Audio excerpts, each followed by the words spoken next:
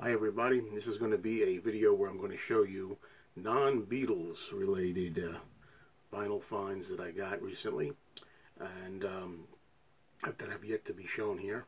And there aren't going to be any jazz records in here either, no big band stuff, none of that brass stuff that I've been interested in as of late. That's going to have its own series, so you can look for that some other time. But to start with, this first item I'm going to show is just an autograph. It's not a record. There's not even a record in here. I bought this as an autographed record jacket, Suzi Quatro. And I think it's a pretty nice autograph. Next up, we're going to have a compilation album that I'm sure a lot of you have seen in your travels pretty commonly. Or maybe you even own it. I know that I had. This is about my third copy. And the reason I got this again was because it's an upgrade. And I stand by it because I think it's really a fantastic compilation record. Dick Clark, 20 Years of Rock and Roll. This is the best shape I've ever seen this record in. And I've had, a few copies over the years. It covers all kinds of decades from the 50s, 60s, even into the 70s, really. This one, when I opened it up, I was surprised. You never see this. It's a special bonus record. Inside Stories with Dick Clark.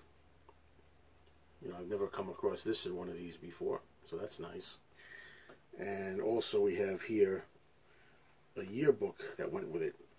Dick Clark, 20 Years of Rock and Roll yearbook. And I'll be honest with you that I found out about these bonuses after I purchased the record. When I got the record, I didn't know that they were even in there. And the records are in mint condition. It's got a nice gatefold, all kinds of history stuff that went on through the decades. And yeah, you know, I really recommend this. I think it's a good mixture of songs from all kinds of eras. And as I say, this was definitely worth the upgrade. Even if it didn't have those bonus items in there, I would have gotten it. Okay, now also, the #1 hits of the 60s. You know, these two items I'm showing first came from a collection, obviously, that was in pretty minty shape. There were a lot of these compilation records. All different kinds of compilations. So that's funny. There's a gatefold. I never saw a gatefold like that. Plain white. Nothing in there. But I don't know how many records are in here. There's 4 records. Just a lot of good songs. I don't know how many of these you can see if you want to pause them. But again, also I made sure that they were the original recordings. You know, as some of you know, sometimes you get screwed. You know, you see it says original artists, original hits, but they're not the real records, the actual recordings. They're re-recorded by the same artist at a later date. So you got to be on the lookout for that. Don't get screwed with that. Okay, this is an album that's an upgrade because it's a shrink wrap item. It's Bob Dylan Infidels, one of my very, very favorite Bob Dylan albums in the shrink wrap from 1983. It's, for some reason, you would think this would be a common one to get in shrink wrap, but it's been very elusive to me, and I was finally able to locate a copy. And here's one also from Dylan, Saved. This replaces a copy that I had. I actually had a white label promo copy of this, which is kind of desirable, I would say. But I got this because of the Shrink and the Hype sticker, which is, you know, my thing. And it was nice to get that like that. Okay, this album would be a good one to show if anybody ever does a contest where one of the contest questions is, what's the first record that you ever heard? Or something like that. I'm going to take this out of the wrapping here. It's a record I wouldn't usually buy, but I'll tell you a little story on this one. It's Andy Williams, 2-time winners. The reason that I got this, as soon as I saw the album cover, it hit a nerve with me. It reminded me of when I was a child. And when I say a child, I mean an infant, a baby. I mean, this record album my grandparents used to have when I was at their house. They would play this album for me, and I still to this day can remember songs like Sail Along Silvery Moon, Love Letters in the Sand, Sweet Leilani, just saying those titles reminds me of being, I don't know how young. I mean, a year, 2 years, 3 years, 4 years. I mean, at all those early ages of visiting the grandparents, the songs were very much in my memory. And this just happened to be such a minty copy. And when I saw this particular label on Cadence Records, this is one of my very earliest memories of a record label. I don't know how else to describe it. We all have our memories and experiences, right? This just takes me back to, I mean, maybe my oldest musical memory. It could be. You know, it's very, very hard to pinpoint the exact what the first one was, but this was certainly up there in contention, because definitely have it as my earliest memories of seeing records and hearing those songs. Okay, this next album is a sealed copy. It's never been opened, but I will open it and play it. It's Melissa Etheridge. I'm guessing it's her debut album. Like a couple of songs on here that I know. So I like me some Melissa Etheridge now and then. And I'm going to eventually, split the side and listen to it, leave the shrink on. Okay, next album that I'm going to show you is a Joan Jett album, and a little bit of a story involved with this too. And I think this is kind of rare to find this way, so let me take it out of the outer sleeve. It's the 1983 album, titled simply Album, and it's sealed and never opened, and this one will never be opened because I've already got a plain copy or two of this. This album is important to me because if I had to pick one album that I really anticipated its release date and remember buying it and being mad like crazy to run home and put it on, it's this album. This followed the hugely successful hit I Love Rock and Roll, that album that Joan Jett had.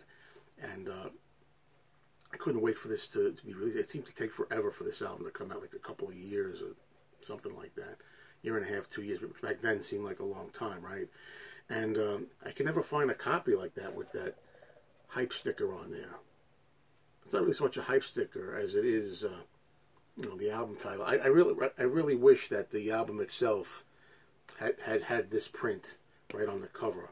This comes right off, and I even threw it away back in the day. I mean, somewhere I may still have saved it. I think I have a scrapbook somewhere of Joan Jett material where I may have saved this in the scrapbook. But anyway, it's rare to find it like this, and I recall being very excited to get this album. I ran into the store. It finally came out in June of '83. I ran home, put my headphones on, and lied back on the bed, and I loved every minute of this. It's one of the best top listening experiences I've ever had as a music fan. If anybody in a contest ever asked that question, what was the #1 experience listening to a new album that blew you away? It could be this one. And staying right along this kind of pattern here, we have a member of the Runaways, Joan Jett's early band, Lita Ford, and this is a Kiss Me Deadly single version, 12-inch single. And it's in the shrink, but it's open. And I just love that photo. Wow. I could look at her all day. Anyway, there it is. Some Kiss Me Deadly. Oh, it's also, I think it's a promo, by the way. I should mention that. Yeah, that's pretty interesting. As you can see here, flip it this way, it says, "Not for sale, white label, RCA promo." It's a little tidbit that I think it was worth mentioning before I forgot it.